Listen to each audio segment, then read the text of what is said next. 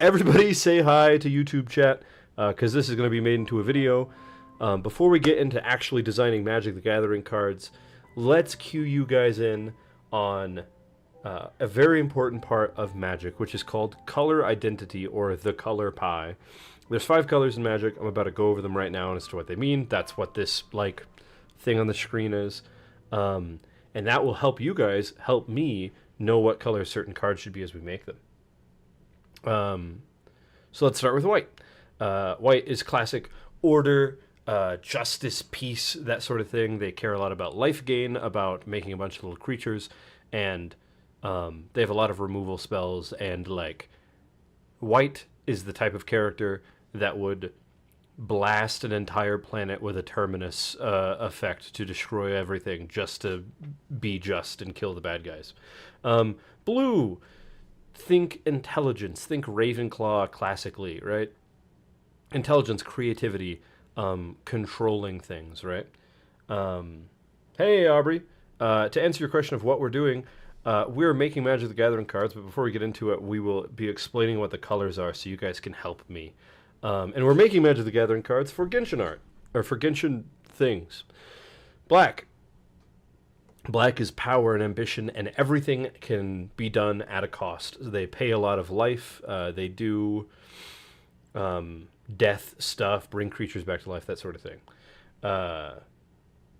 Red is passion, freedom, excitement, spontaneity. Think like running into battle with no regard for your own life. Red is very like fast.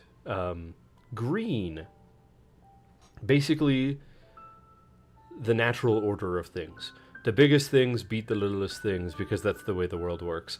Very nature, very natural. They make a lot of big creatures.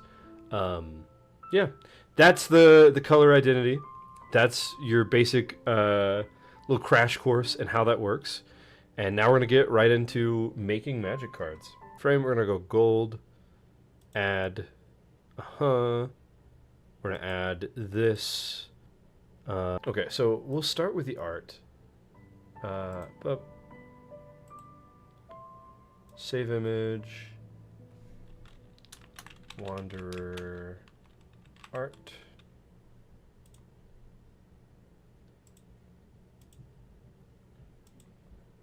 Up.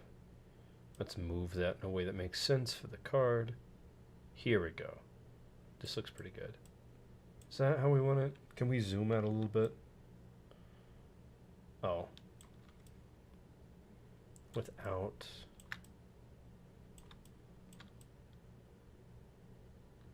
There we go. Okay. Legendary creature.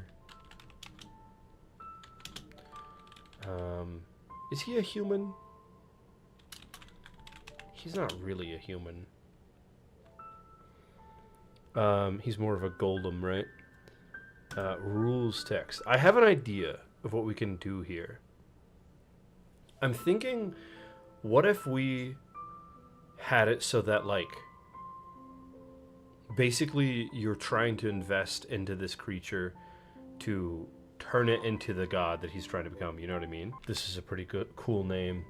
And then Shuken no Kami can be a thing that it changes its name to whenever it, like, when you evolve it, so to speak. So it can be something where you're investing energy and mana into this creature. Okay, so we need to come up with what colors that he is. I'm just making something up. We will adjust this mana cost in a second.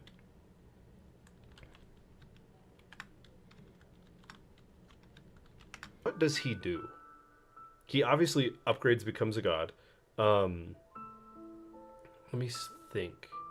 As far as gameplay, the Wanderer just, like, shoots people, basically, from afar. And he is all about mobility. Oh, he definitely has flying, obviously.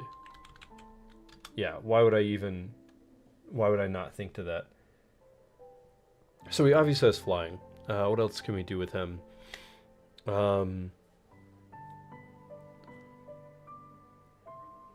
I have an idea.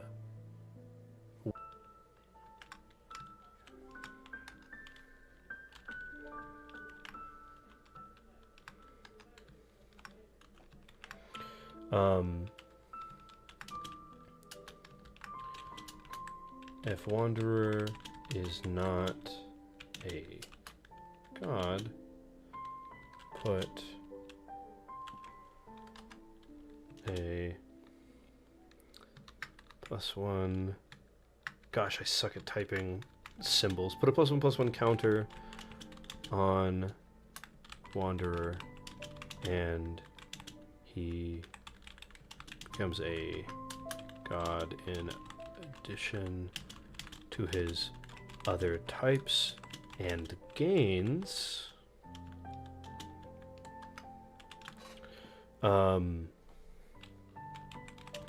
when this creature deals combat damage to an opponent, gain control of... Actually, do we want to make him like a steel creature, or a... What do we do? When he deals damage, we want to do something impactful and reasonable to invest all of this mana into. We could have him steal stuff, we could have him draw cards, we could have him take cards from the opponent. Those are all very blue-black things to do. We could have it be like... Oh, I have an idea. I have a really good idea, actually. Gain control of target non-land permanent that player controls. Then if you control 3 or more permanents owned by that player, they lose the game. That can be worth the investment, and I think it would also be really interesting as like a creature to build around. Kind of a lot of text for this card. Is there a way to make it smaller? No, I don't think there is. That's fine. And then as far as like power toughness, we probably go like a 1/3 makes sense. And then I think we adjust his mana cost to be 1 less. So he's 3 to cast.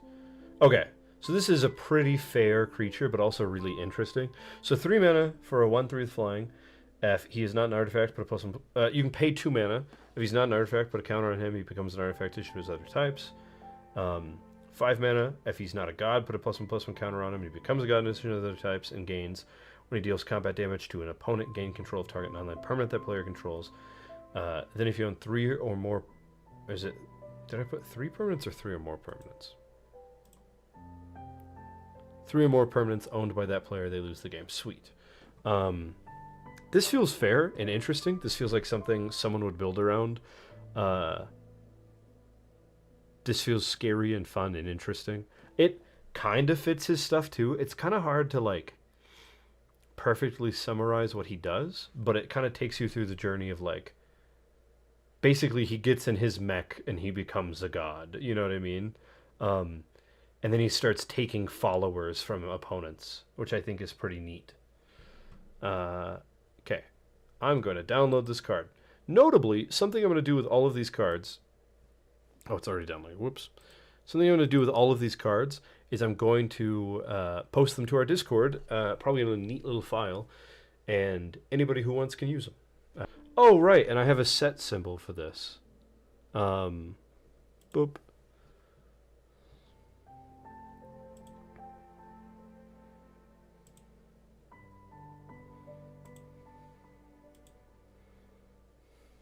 The set symbol is a little primo gem. Look, chat. And then the white power toughness frame. And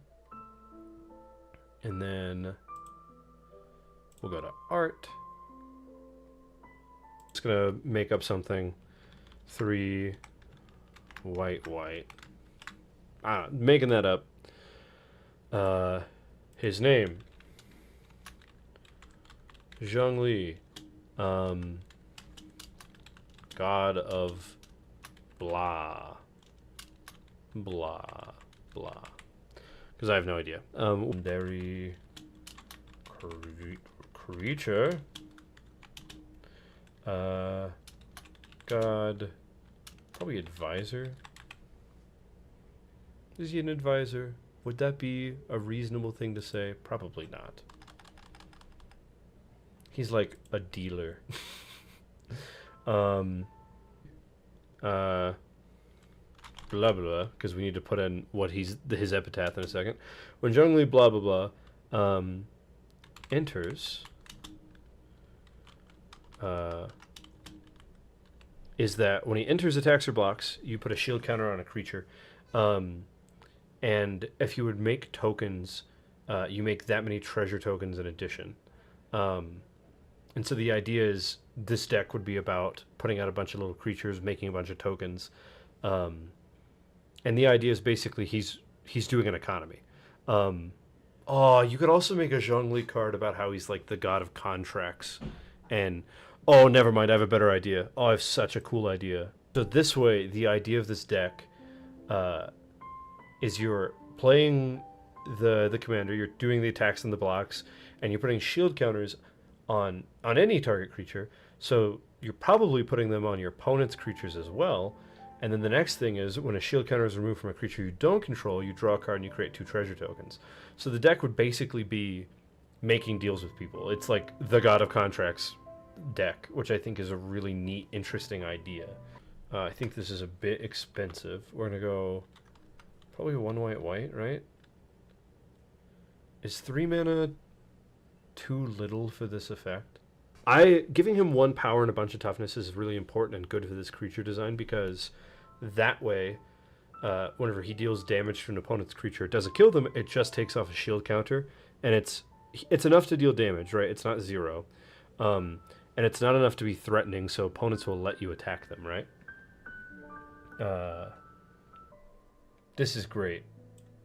Is there a way I can zoom out a bit and still have... No. Sadness.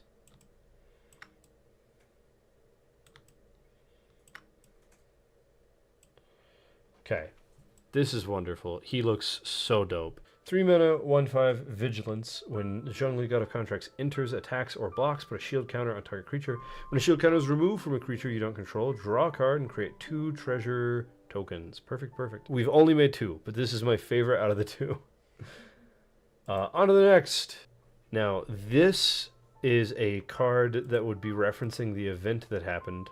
The event being Fossilor's death. The idea of the name of the card we had was Fooling Fate, which I think is such a good name. Okay. Text. Oh wait, first, let's do the artist this time. Title.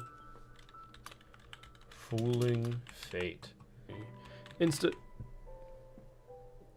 Rules text. So basically, the idea is this could be a lot of things because the whole plan and plot was pretty convoluted and there's a lot to it. Basically, it's making Farina out of Fossilor, which I think is pretty neat. Oh, that's really cool. And then obviously countering the spell is the Fooling the Fate part, right? Like stopping the stuff from happening. Yeah. I want to make a third thing that it does. 4 mana instant, Fooling Fate. Choose 1 if you control 5 or more lands. Choose any number instead. Counter target spell. And again, flavorfully, that's the like foiling the plans, Fooling Fate, right? Yeah. Create a copy of target creature control, except it isn't legendary and it is a human addition to its other types. That's Farina. And sacrifice a creature control, Fossilor.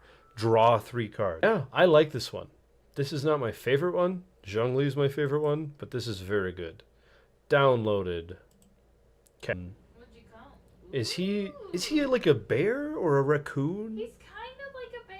I know he's a tanuki, but a tanuki is a raccoon dog. I can find plushies. Should we make him a god? That's a good question. I think that comes up like down to you. This is a very funny text line. Legendary creature dog god. Okay, so I'm giving him a mechanic in Magic the Gathering called Fire Breathing, where you pay a red mana, and the creature gets +1/+0 until end of turn. Let's go over this little dude. This one went kind of fast, surprisingly. Okay. Guoba, Heart of the Hearth. 2 red and a green for a 3/3 creature, legendary creature, dog god. Trample for a red. Guoba, Heart of the Hearth gets +1/+0 until end of turn. Whenever creature control leaves the battlefield, create a food token, and 2 and a red or a green. Sacrifice X creature tokens. X tokens. Sorry. Creature control get +X/+0 until end of turn. Is X tokens good? No. 2 and a green or a red. Sacrifice X foods. I think it's just food. Sacrifice X food. Creature control get +X/+0 until end of turn. So this is basically a deck where you're trying to make a bunch of food tokens. You're making your creatures leave the battlefield, come back to the battlefield. Maybe you're sacrificing them. And you're making a bunch of foods. And then you're giving all your creatures +20/+0 and swinging out and trying to win the game. What if it was this? So whenever a non-token creature you control leaves the battlefield, create a food token. Whenever a food you control is sacrificed, creatures you control get +1/+0 until end of turn. Yeah? That way you're building into your deck artifact sacrifice outlets, and you're also just like naturally blasting your foods to give all your creatures +1/+0. I think it's neat. For an enchantment. Ooh, it could also be one of those things where it changes the battlefield. Yeah, so what I'm thinking is what comes to my mind with something like this, and as you're talking about like peace and stuff. Oh, I have 2 ideas. So I don't know if I like this that much. I like the second part, that at the beginning of your instep, if you gain life this turn, create a 1/1 white lantern creature with flying. Yeah.